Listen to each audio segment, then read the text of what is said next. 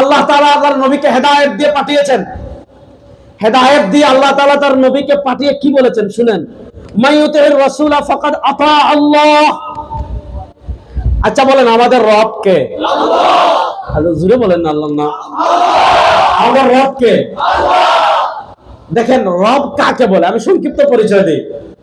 যিনি সৃষ্টি করেন, যিনি রিজিক দেন, যিনি মৃত্যু দেন, যিনি মৃত্যুর পর আবার পুনরায় জীবন দান করেন, তার নাম হলো রব।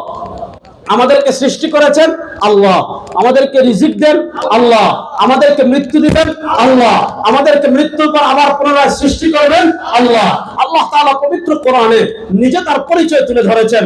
আল্লাহ তাআলা পবিত্র কোরআনে নিজে তার পরিচয় তুলে ধরতে গিয়ে বলেছেন, আল্লাহুল্লাযী খালাকাকুম। হে দুনিয়ার মানুষ, আল্লাহর পরিচয় কি তোমরা জানো? আল্লাহর পরিচয় কি তোমরা চিনো? আল্লাহ তাআলার এক নাম্বার পরিচয় আল্লাহুল্লাযী খালাকাকুম।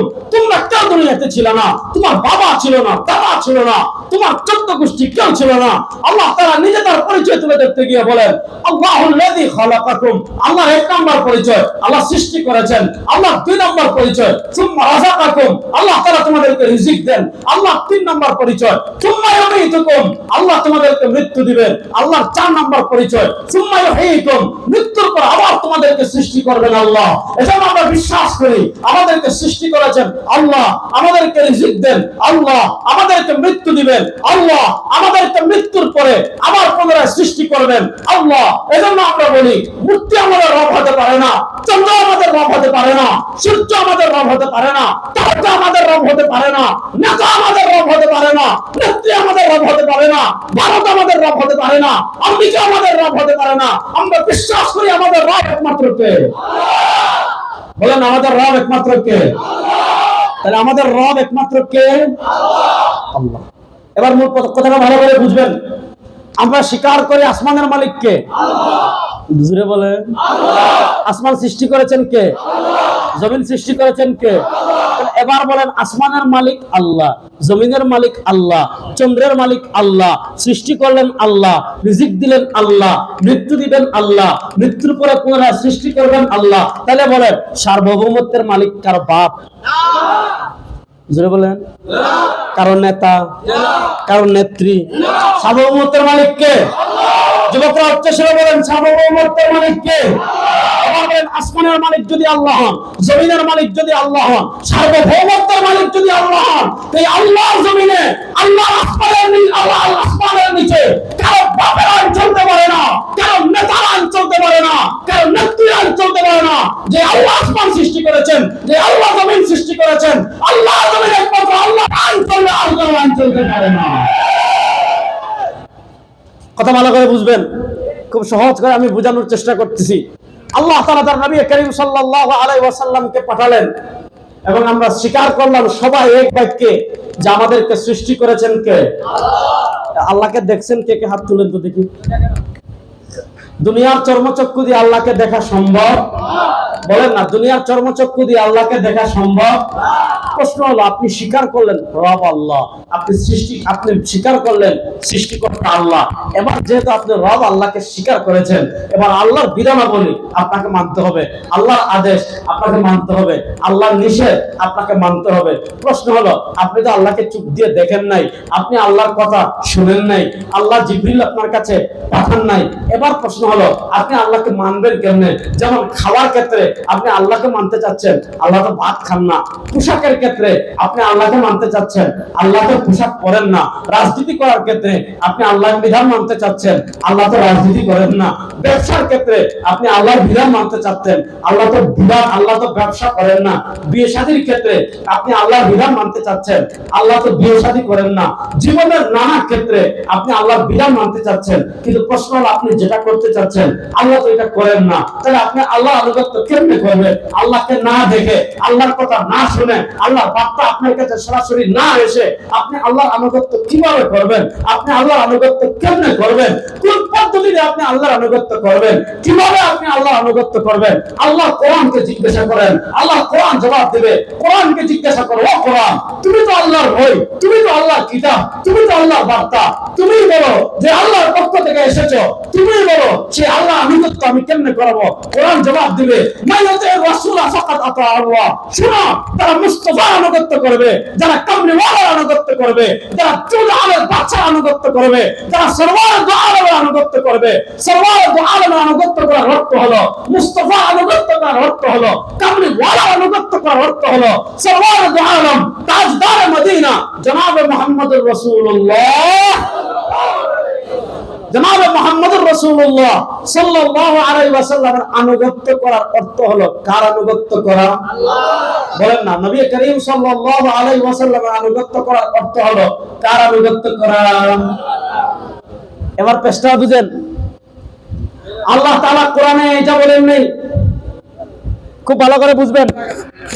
এবার একটা আয়াত পড়ব, আয়াতের ব্যাখ্যা করব, আয়াত পরে আয়াতের ব্যাখ্যা করে আলোচনা সামনের দিকে আগাবো, তাহলে বুঝবেন। ইহুদিদের নাম আমরা শুনেছি কি শুনি নাই? এবার দেখেন, আল্লাহ তাআলা ইহুদিদের চরিত্র বর্ণনা করতে গিয়ে পবিত্র কোরআনে বলেছেন, ইত্তাখাযু আহবারাহুম ওয়া রুহবানাহুম আরবাবাম মিন দুনিল্লাহ। ইহুদিরা তাদের আহবার মানে ধর্মযাজক, আমাদের মসজিদের ইমাম, আর ইহুদিদের ধর্মযাজক। রুহবান মানে যারা সন্ন্যাসী। আমাদের দেশে দেখবেন একদল আছে, নামাজ নাই, রোজা নাই, হজ নাই, যাকাত নাই, ওযু নাই, গোসল নাই, তাকওয়া নাই, তাহারাত নাই, বিড়ি খায়, গাঁজা খেতে খেতে খেতে খেতে দাঁতে গাঁজার লেয়ার পড়ে গেছে, পর্দাও করে না। কুত্তার শরীরে যেমন গন্ধ, গোসল না করতে করতে করতে করতে শরীরে এরকম গন্ধ। বেশি দূরে যাওয়ার দরকার নাই, সোনাইমুড়ি থেকে এদিকে গেলে চাঁদখিলের পরে রামগতি, রামগঞ্জ, ওদিকে গেলে মতলব চাঁদপুর মতলবে এক জায়গায় আমি গেলাম একবার, ওখানে গিয়ে দেখলাম লেংটা বাবার আস্তানা। তো লেংটা বাবার আস্তানায় গেলে দেখবেন নামাজ নাই, রোজা নাই, হজ নাই, যাকাত নাই, তাকওয়া নাই, তাহারাত নাই, ওযু নাই, গোসল নাই, আপনার চুলে জট, কাপড়ে জট, মুখে গন্ধ, এরকম কিছু ভণ্ড আমাদের দেশে আছে না নাই? এদের সন্ন্যাসী, এদের কিচ্ছু নাই, এদেরকে সন্ন্যাসী বলে। ইহুদিদের মধ্যে সন্ন্যাসী ছিল। আল্লাহ তাআলা ইহুদিদের চরিত্র বর্ণনা করতে গিয়ে বলেন, ইহুদিরা কি করেছে? ইত্তাখাযু আহবারাহুম, তারা তাদের ধর্মযাজকদের, ওয়া রুহবানাহুম, তাদের সন্ন্যাসীদের, আরবাবান, রব বানিয়েছে। কাকে বাদ দিয়ে? মিন দুনিল্লাহ, তারা আল্লাহকে বাদ দিয়ে তাদের ধর্মযাজকদের, তারা আল্লাহকে বাদ দিয়ে তাদের সন্ন্যাসীদের রব বানিয়েছে। আল্লাহ তাআলা যখন কোরআনুল কারীমের আয়াত নাযিল করলেন, ইহুদিদের একজন বড় আলেম ছিলেন, ইহুদিদের বড় আলেম ছিলেন হযরত আদী ইবনে হাতিম রাদিয়াল্লাহু তাআলা আনহু। আমরা হাতেম তার গল্প ছোটবেলায় শুনেছি। হাতেম তাই তিনি রাসূলুল্লাহ সাল্লাল্লাহু আলাইহি ওয়াসাল্লামের যুগ পান নাই, আল্লাহ নবী সাল্লাল্লাহু আলাইহি ওয়াসাল্লামের যুগের আগেই তিনি ইন্তেকাল করেছেন। তার ছেলে ছিলেন হযরত আদী, তাকে নবী করিম সাল্লাল্লাহু আলাইহি ওয়াসাল্লাম অনেক মহব্বত করতেন, অনেক ভালোবাসতেন। তিনি মুসলমান হয়েছিলেন, তিনি ছিলেন সাহাবী। হযরত আদী ইবনে হাতিম রাদিয়াল্লাহু তাআলা আনহু তিনি ইহুদিদের পণ্ডিত ব্যক্তিত্ব ছিলেন, তিনি ইহুদিদের অনেক বড় আলেম ছিলেন। আল্লাহ তাআলা যখন আয়াত নাযিল করলেন যে ইহুদিরা তাদের ধর্মযাজকদের, ইহুদিরা তাদের সন্ন্যাসীদের রব বানিয়েছে, কাকে বাদ দিয়ে? আরবাবাম মিন দুনিল্লাহ, এরা আল্লাহকে বাদ দিয়ে ধর্মযাজকদের রব বানিয়েছে, এরা আল্লাহকে বাদ দিয়ে সন্ন্যাসীদেরকে রব বানিয়েছে। যেহেতু আদী ইবনে হাতিম রাদিয়াল্লাহু তাআলা আনহু ইহুদিদের বড় পণ্ডিত ছিলেন, ইহুদিদের বড় আলেম ছিলেন, হযরত আদী ইবনে হাতিম রাদিয়াল্লাহু তাআলা আনহু দৌড় দিয়ে নবী করিম সাল্লাল্লাহু আলাইহি ওয়াসাল্লামের খিদমতে আসলেন। দৌড় দিয়ে নবী করিম সাল্লাল্লাহু আলাইহি ওয়াসাল্লামের খিদমতে হাজির হয়ে বলেন, ইয়া রাসূলুল্লাহ, আমরা কেমনে রব বানাইলাম? এই আয়াতটা তো বুঝে আসতেছে না। আমরা তো সন্ন্যাসীদের ইবাদত করিনি, আমরা তাদেরকে সিজদাও দেইনি, আমরা তাদের ইবাদত করিনি, আমরা ধর্মযাজকদের ইবাদত করিনি, তাদেরকে সিজদাও দেইনি। যেহেতু তাদেরকে সিজদাও দেইনি, তাদের ইবাদত করিনি, তাহলে রব বানাইলাম কেমনে? রব বানাইলে তো ইবাদত করতাম, রব বানাইলে তো সিজদা দিতাম, আমরা তো সিজদাও করিনি, আমরা তো ইবাদত করিনি, তাহলে আমরা রব বানাইলাম কেমনে? অথচ আল্লাহ বললেন, ইত্তাখাযু আহবারাহুম ওয়া রুহবানাহুম আরবাবাম মিন দুনিল্লাহ, এরা আল্লাহ ব্যতীত এদেরকে রব বানাইছে। ইয়া রাসূলুল্লাহ, আয়াতের ব্যাখ্যা বুঝে আসতেছে না? আল্লাহ নবী সাল্লাল্লাহু আলাইহি ওয়াসাল্লাম জবাব দিচ্ছেন, আমা ইন্নাহুম লাম ইয়াসজুদুনাহুম ওয়া লাম ইয়াবুদুনাহু, কিন্তু ইন্নাহুম ইযা আহাল্লু শাইআন হারামাল্লাহ ওয়া হারামু শাইআন আহাল্লাল্লাহ। তোমরা যদিও তাদের ইবাদত করোনি, এই কথাটা ঠিক, তোমরা যদি তাদেরকে সিজদা করোনি, এই কথাটা ঠিক, তোমরা ইবাদত করোনি ঠিক আছে, তোমরা সিজদা করোনি ঠিক আছে, কিন্তু দেখা যাচ্ছে ইন্নাহু ইযা আহাল্লু শাইআন হারামাল্লাহ, দেখা যাচ্ছে আল্লাহ তাআলা একটা জিনিস বিধান দিয়েছেন এটা হারাম, সন্ন্যাসীরা বলে এটা হালাল। আল্লাহ তাআলা একটা বিধান দিয়েছেন এটা হারাম, ধর্মযাজকরা বলে এটা হালাল। আল্লাহ তাআলা বলেছেন এটা হালাল, ধর্মযাজকরা বলে এটা হারাম। আল্লাহ তাআলা বলেছেন এটা হালাল, সন্ন্যাসীরা বলে এটা হারাম। এবার একদিকে আল্লাহর বিধান, আরেকদিকে ধর্মযাজকের বিধান, একদিকে আল্লাহর বিধান, আরেকদিকে সন্ন্যাসীদের বিধান, একদিকে আল্লাহর আইন, আরেকদিকে সন্ন্যাসীদের আইন, একদিকে আল্লাহর আইন, আরেকদিকে ধর্মযাজকদের আইন। ইহুদিরা আল্লাহর বিধানকে বাদ দিয়ে আল্লাহর আইনের উপর সন্ন্যাসীদের আইনকে গ্রহণ করেছে, আল্লাহর আইনের উপর আপনার ধর্মযাজকদের আইনকে গ্রহণ করেছে। এই যে আল্লাহর আইনকে বাদ দিয়ে আল্লাহর আইন অবাধ্য করে ধর্মযাজকদের আইন গ্রহণ করেছে, সন্ন্যাসীদের আইন গ্রহণ করেছে। আল্লাহর নবী বলেন, এই যে তোমরা আল্লাহকে বাদ দিয়ে এদেরকে গ্রহণ করেছো, মানে আল্লাহকে বাদ দিয়ে তোমরা ধর্মযাজক এবং সন্ন্যাসীদেরকে তোমাদের রব হিসাবে গ্রহণ করেছো। হিসাবটা ভালো করে বুঝেন। আজকে আমরা কত মানুষ না জানে ইমান হারাই, বুঝিও না। আইন হলো দুই প্রকার। যেমন আমাদের দেশে আইন আছে, এখানে দাঁড়াবেন না, এখানে থুতু ফেলবেন না, আপনার মসজিদের পাশে লিখে রাখে এখানে পেশাব করবেন না, এখানে গাড়ি পার্ক করবেন না, এখানে ময়লা ফেলবেন না, এখানে এটা করবেন না। এটাও আইন। মানুষের কল্যাণে যে কোনো আইন আপনি করতে পারেন, যেটা স্পষ্ট শরিয়া বিরোধী না, এমন যে কোনো আইন আপনি করতে পারেন। যেমন আমি আইন করলাম আমাকে রাত 10টার পরে ফোন দিবেন না, এটাও একটা আইন। আপনি আইন করলেন যারা বসছেন আজকে ওয়াজ শেষ করার আগে উঠবেন না, এটাও একটা আইন।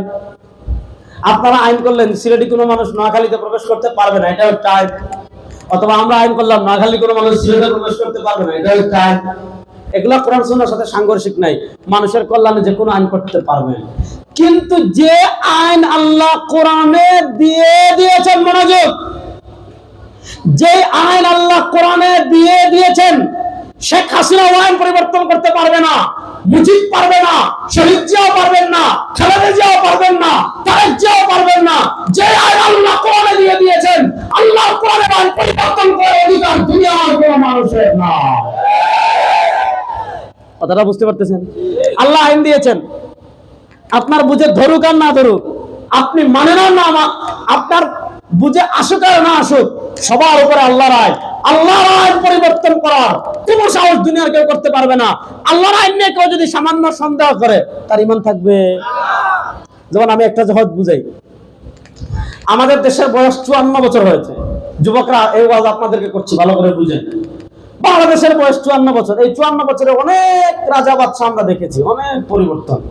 আচ্ছা বলেন, বাংলাদেশের মৌলিক যে সমস্যাগুলো, খুন, আমাদের দেশের কোন শাসক খুন বন্ধ করতে পারছেন?